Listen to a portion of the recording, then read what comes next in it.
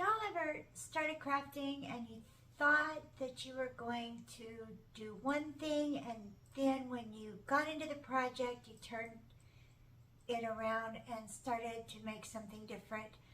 That was this craft.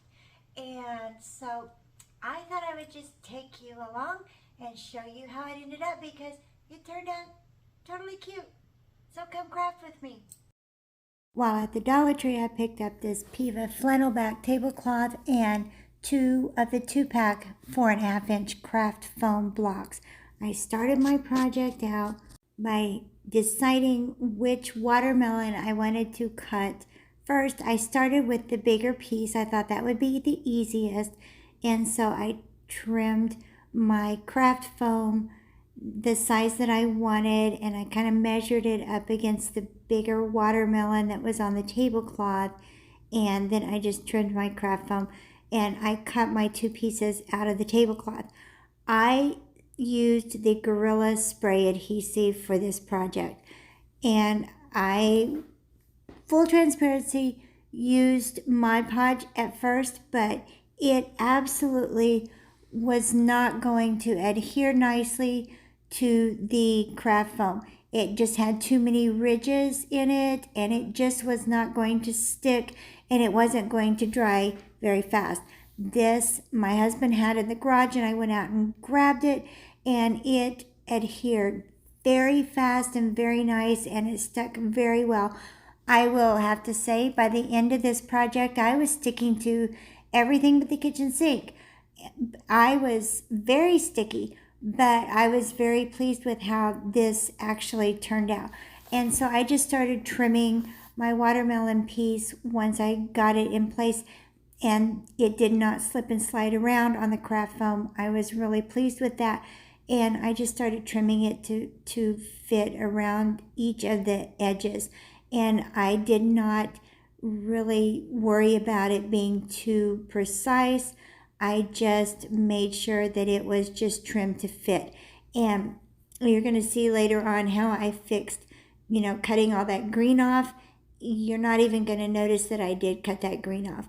But I just kind of trimmed it to fit, and then I had a nice little wedge. And so it was a little wet, and I just kind of smoothed that out with my fingers, and I set that over to the side to dry, and then I just started working on my next little slice.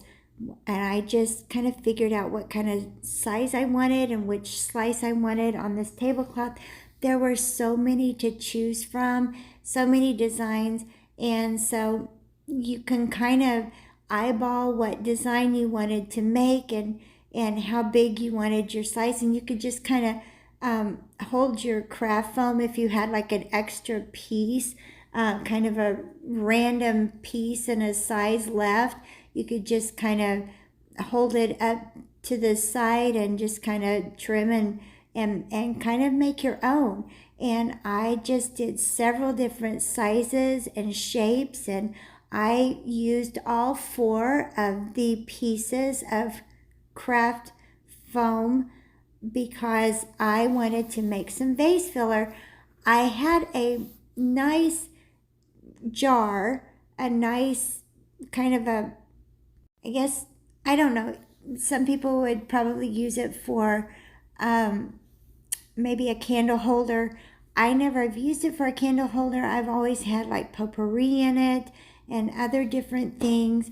I'm not big on burning candles. I'm more of a Scentsy pot wax burner kind of girl. But anyway, and I like to use, when I do have candles sitting around, use LED candles, and kind of, I don't know, I've just never been fond of a lot of, I think I have 1 candle that I burn in the house, and I keep it on hand just in case the power goes out. But it just, I guess for safety reasons, I've always just been more of a wax burner, and it fills up the house and with such a good aroma. And so I just never had a candle in this little candle holder, I guess you would call it. And so I've always kept potpourri and different things, but my potpourri I felt was getting tired, and it didn't look summery to me. and I wanted something different in it. And I like to mix my watermelon in with my patriotic and summer decor. So this is what I kind of come up with. And so I just kind of mix and match all different random pieces. I used the acrylic paint from the Dollar Tree, and I just started blotting that off to the side. And then the color that I wanted was actually the Waverly chalk paint in the color scallion that I used for the rind, because it matched the tablecloth just perfectly. And so I just kind of took a sponge brush and just started dabbing the paint on to the outside edges, and it just actually was the perfect color for the matching of this tablecloth, and it looked like watermelon when it dried. It dried kind of a pinkish red color. And so anyway, I just kind of took my sponge brush and just dabbed it in, and that way the little pieces that weren't really evenly cut kind of melded and meshed in with that, and so it made it look more realistic actually. And so I took my scallion and I put on the outside edge of the watermelon rind, because it was more the color of the tablecloth, and it was just a little bit bright. And so to tone that down, I took the apple barrel paint, the acrylic paint in lime tree, and then I took some black and I mixed that together, and I just kind of swirled that in to the scallion after I had let that dry, and it just kind of give my watermelon rind a more realistic look. And I'm probably getting ahead of myself here, but I just cut all of the pieces. I used all 4 pieces of the craft foam. I cut random pieces because I don't know about you, but I have never cut a watermelon and had perfectly symmetrical pieces of my watermelon. It's always just been random little pieces here and there. And so I just thought that this would be absolutely perfect vase filler, and you could use this in so many ways. You could actually make a really cute garland out of this. In retrospect, it would be really kind of cute. But I thought this would just kind of zhuzh it up and mix in with my summer decor really, really cute. And the fact that it's not perfect makes it look so totally realistic.